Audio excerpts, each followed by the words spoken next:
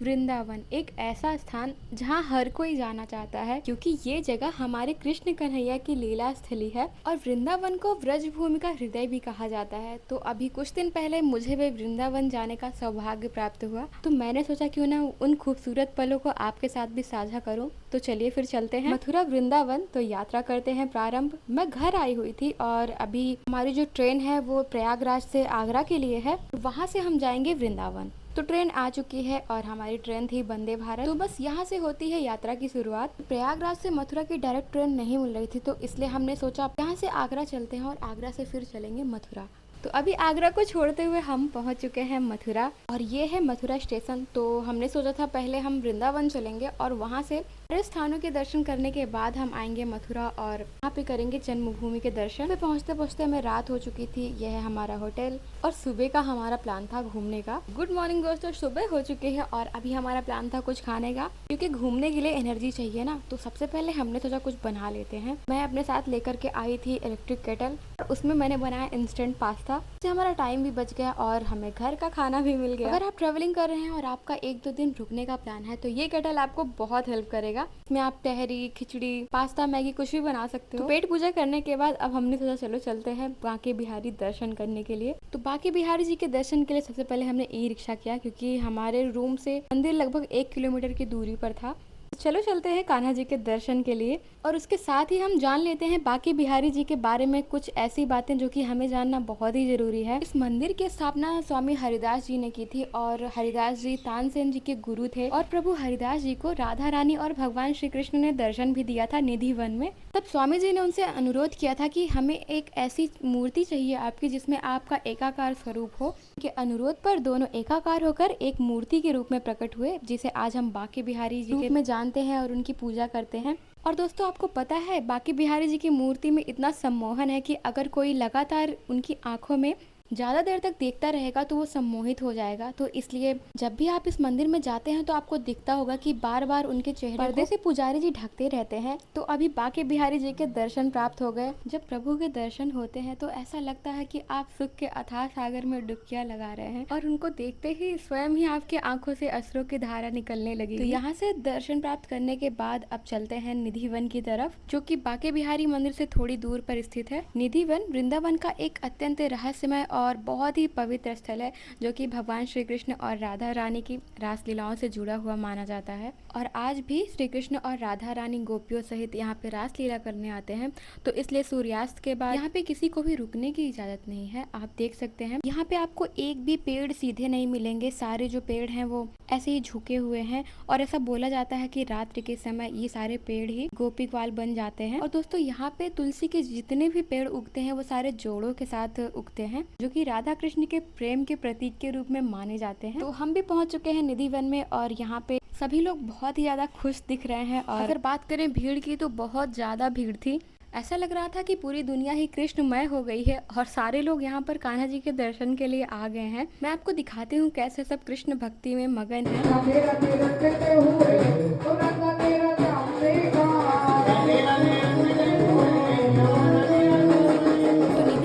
थोड़ी थोड़ी दूर पे कई सारी छोटी बड़ी मंदिरें हैं और यह स्थान श्रद्धा, रहस्य और भक्ति का अद्भुत संगम है। तो निधि वन से निकलने के बाद अब बारी थी राधा रमण जी के दर्शन करने के, जो कि निधि वन के पास में ही था। तो निधि वन से निकलने के बाद आप थोड़ा बहुत जूस, लस्सी ये सब जरूर पी लीजिए, क्योंकि ये यहाँ पे बहुत ज्यादा फेमस है।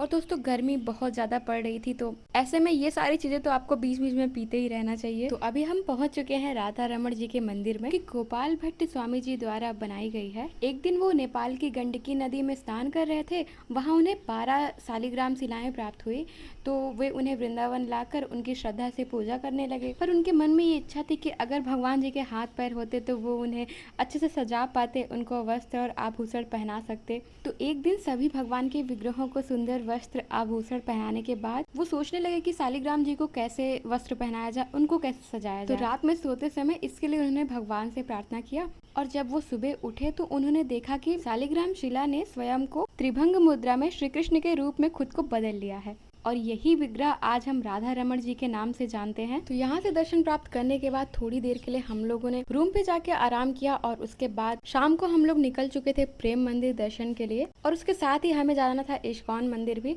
तो चलिए सबसे पहले चलते हैं इस्कॉन टेम्पल और वहाँ पे करते हैं भगवान जी के दर्शन। वृंदावन का इस्कॉन मंदिर बहुत ही भव्य है और इसकी स्थापना श्रील प्रभुपाद जी ने की थी, और इस मंदिर में सिर्फ भारत से ही नहीं देश विदेश के बहुत सारे भक्त आते हैं और यहाँ पे आके भगवान का पूजन अर्चन ध्यान करते हैं। तो यहाँ पर जाने पर सबसे पहले आपको दर्शन मिलेंगे प्रभुपाद जी के, जिन्होंने कृष्ण भक्ति को सिर्फ भारत में ही नहीं विदेशों में भी जोरों शोरों से प्रचार प्रसार किया, जिसकी वजह से वहाँ के लोग श्री कृष्ण को समझने और उनकी पूजा अर्चना गीता भागवत में बहुत ज्यादा रुचि लेने लगे। ये बहुत ही खूबसूरत मंदिर है, आपको यहाँ पर आके बहुत ही अच्छा लगेगा। हर समय राधा कृष्ण का मंत्रोच्चार हो रहा होगा और बहुत सारे भक्त यहाँ पर आके भगवान की भक्ति में झूम रहे होते हैं। तो यहाँ पे आपको कृष्ण बलराम जी के साथ साथ चैतन्य महाप्रभु जी के भी दर्शन हो जाएंगे। तो दोस्तों यह मंदिर केवल एक आध्यात्मिक परिसर ही नहीं बल्कि साधना, भक्ति और वैश्विक भाईचारे का प्रतीक है। और यहाँ पर आके आप भूखे नहीं जाएंगे, जगह जगह पे आपको भंडारा भी मिलता रहेगा और मंदिर में ही आपको खिचड़ी प्रसाद के रूप में मिलेगी।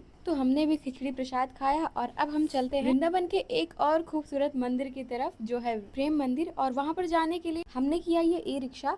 तो इस्कॉन से प्रेम मंदिर की जो दूरी है वो 5 मिनट की है बस। अगर आप चाहें तो पैदल भी जा सकते हैं। प्रेम मंदिर में बहुत ज्यादा भीड़ होती है, लोग यहाँ पे भगवान जी के दर्शन के लिए आते हैं। और अगर आपको प्रेम मंदिर की खूबसूरती देखनी है तो आपको यहाँ पे शाम को आना चाहिए। यहाँ का जो लाइट शो है वो बहुत ही ज्यादा फेमस है, पूरी मंदिर बहुत ही अच्छी चमकती रहती है। तो रात तो अभी नहीं हुआ था पर शाम हो चुका था और हम लोग यहाँ पर पहुंच चुके थे। तो यहाँ पे जगह जगह पर आपको कान्हा जी की झांकियां मिलेंगी, उनके बचपन की और उनकी युवा अवस्था की लीलाएं देखने को मिलेंगी। और प्रेम मंदिर को कृपालु जी महाराज ने बनवाया था। और प्रेम मंदिर में राम जी सीता मैया सहित और कृष्ण जी राधा मैया सहित विराजमान है और 2 फ्लोर है मंदिर में। तो चलिए अंदर दर्शन करते हैं और प्रेम मंदिर के बारे में और भी चीजें जानते हैं। बिल्कुल प्रेम मंदिर की तरह ही कृपालु जी महाराज ने एक और मंदिर का निर्माण करवाया था कुंडा में, मनगढ़। आप जानते होंगे जरूर उस मंदिर के बारे में। मनगढ़ भक्ति मंदिर के नाम से प्रसिद्ध है और वहाँ पर भी श्रद्धालुओं की बहुत ज्यादा भीड़ होती है। तो अभी धीरे धीरे शाम हो रही है और आप देख सकते हैं प्रेम मंदिर की जो छटा है बहुत ही अद्भुत दिख रही है, बहुत ही खूबसूरत लग रहा है। और जो भीड़ है वो धीरे धीरे बहुत ही ज्यादा हो रही है, आप देख सकते हैं। तो अब मंदिर के बंद होने का समय भी हो चुका है, अब चलते हैं रूम और सुबह चलेंगे वृंदावन के एक और खूबसूरत मंदिर में दर्शन करने के लिए। तो अभी सुबह हो चुकी है, चलिए चलते हैं वृंदावन के एक और खूबसूरत मंदिर में दर्शन के लिए। तो अभी हम चल रहे हैं रंगनाथ मंदिर में, जिसे रंग जी मंदिर भी कहते हैं। यह दक्षिण भारतीय शैली से बनाया गया मंदिर है और बहुत ही ज्यादा खूबसूरत है। और यह मंदिर भगवान विष्णु के रंग जी स्वरूप को समर्पित है।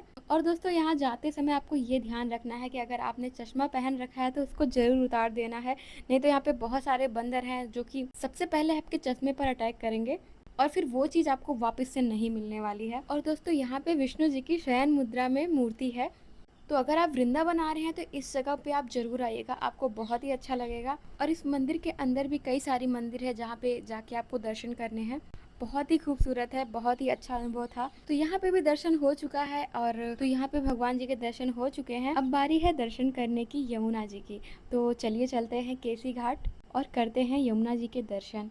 ये है हमारी यमुना मैया, जहाँ पे हमारे कान्हा जी स्नान किया करते थे और ग्वाल बालों सहित यहाँ पे खेला करते थे। यमुना जी के दर्शन के बाद अब शाम हो चली थी और अब प्लान था जाने का चार धाम, जो कि यहाँ से थोड़ी दूर पर स्थित है। और यह मंदिर चारों धामों को एकीकृत करके एक ही जगह पर बनाया गया है। तो अगर आप किसी कारणवश 4 धाम की यात्रा नहीं कर पाए हैं तो यहाँ पर आके आपको चारों धाम करने का मौका मिल जाएगा। तो अंदर रिकॉर्डिंग मना थे इसलिए मैंने रिकॉर्डिंग नहीं की है। और यहाँ पे आपको बद्रीनाथ, द्वारिका, पुरी, रामेश्वरम इन सभी धार्मिक स्थलों के दर्शन मिल जाएंगे। आज की यात्रा यहीं पर समाप्त होती है, अब बाकी की यात्रा होगी कल। तो वीडियो बहुत लंबा हो रहा था इसलिए मैंने नेक्स्ट पार्ट इसका बनाया है, जो कि मैं 1-2 दिन में अपलोड करूंगी। तो उसको देखना आप बिल्कुल मत भूलना। और अभी लग चुकी थी हमें भूख। तो 4 धाम से वापस आते समय रास्ते में ही प्रेम मंदिर के पास बीकानेर का रेस्टोरेंट है, तो हमने सोचा वहीं पे खाना पैक करवा लेते हैं और रूम पे चल के खाते हैं। तो अभी खाना हमने पैक करवा लिया है। मिलते हैं अगले वीडियो में। Radhe Krishna, thank you for watching.